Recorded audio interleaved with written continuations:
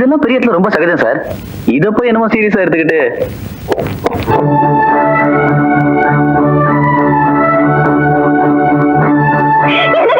எனக்கு அவ சொல்றது நம்பாதீங்க. அவ ஏதோ உளறிட்டு போறா.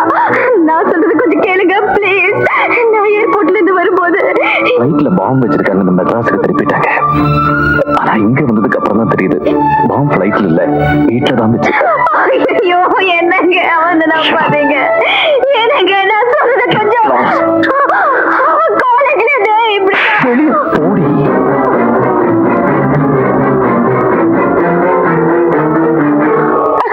பொண்ணு அழுதுகிட்டு இருக்கா, அவளுக்கு என்ன ஆச்சு ஏதாச்சுன்னு கேட்காம நீ பாட்டுக்கு நின்று சிரிச்சிட்டு இருக்கியா? இது கொஞ்சம் கூட நல்லா இல்ல பத்தியா?